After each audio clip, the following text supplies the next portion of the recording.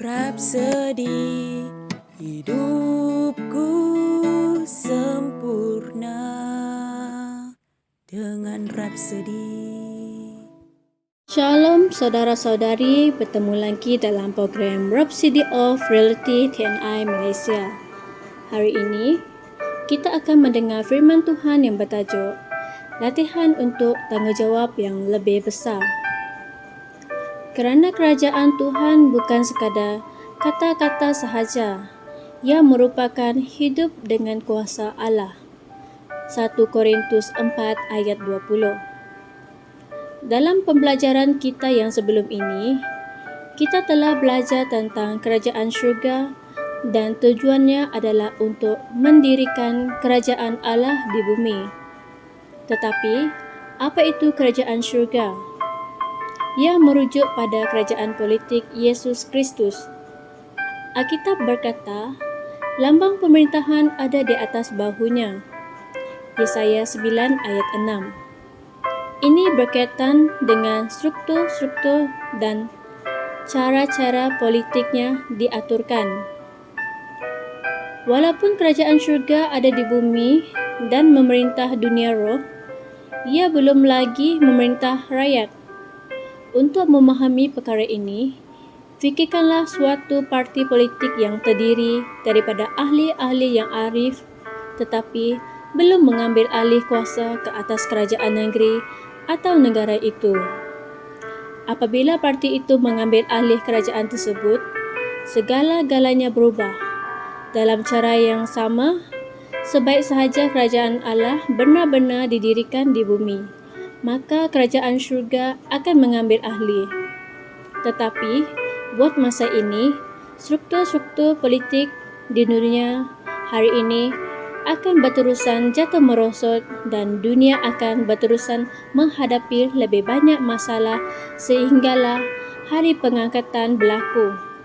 Masa kesusahan kemudian akan menyusul selepas Tuhan Yesus muncul dari syurga. Alkitab berkata dalam Daniel 7 ayat 27, pemerintahan, kekuasaan dan kebesaran kerajaan di bawah langit akan diberikan kepada orang yang kudus milik yang maha tinggi. Kerajaannya adalah kerajaan yang kekal. Segala kuasa akan melayani dan tunduk kepadanya. Pada kedatangannya yang kedua, Tuhan Yesus memerintah kerajaan itu. Dia akan menubuhkan struktur-struktur politiknya di bumi dan mengambil alih. Haleluya. Dia akan menguasai dan memerintah dan akhirnya dia akan menyerahkan kerajaan itu kepada Allah Bapa. Fahamkanlah bahawa semua perkara yang kita lakukan untuk Tuhan di bumi hari ini bukanlah penghujungnya. Semua itu adalah latihan untuk tanggungjawab kerajaan yang lebih besar di masa yang akan datang.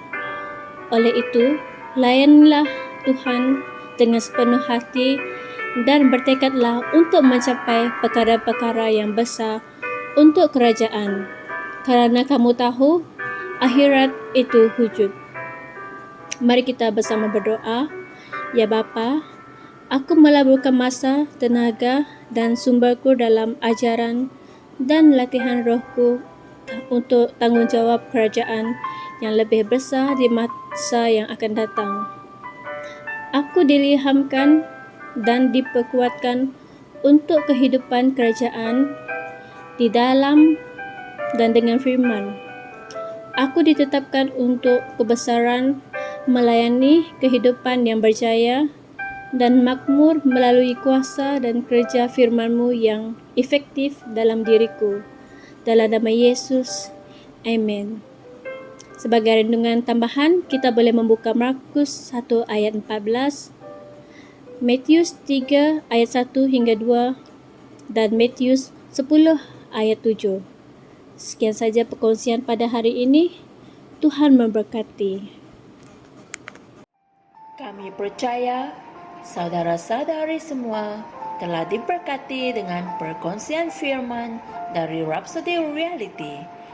Bagi sesiapa yang ingin menjadikan Yesus Kristus sebagai Tuhan dalam kehidupanmu, Kamu boleh mengucapkan doa ini bersama dengan saya. Ya Tuhan Allah, aku mempercayai Yesus Kristus, Anak Allah yang hidup dengan sepenuh hatiku. Aku percaya Dia telah mati untukku dan Allah telah membangkitkan Dia dari kematian. Aku percaya Dia hidup hari ini. Aku mengaku dengan mulutku bahwa Yesus Kristus adalah Tuhan dalam hidupku mulai dari hari ini. Melalui Dia dan di dalam nama-Nya, aku mempunyai kehidupan yang kekal. Aku telah dilahirkan semula. Terima kasih Allah kerana menyelamatkan jiwaku. Aku sekarang adalah anak Allah. Haleluya. Tanya, sekarang kamu telah menjadi anak Allah. Untuk apa-apa sebarang pertanyaan atau untuk mendapatkan lebih banyak maklumat mengenai bagaimana untuk bertumbuh sebagai seorang Kristian, anda semua boleh hantar mesej di akaun Facebook kami atau email kami di tni.msia@gmail.com. Sekali lagi, tni.msia@gmail.com. Tuhan berkati Anda semua.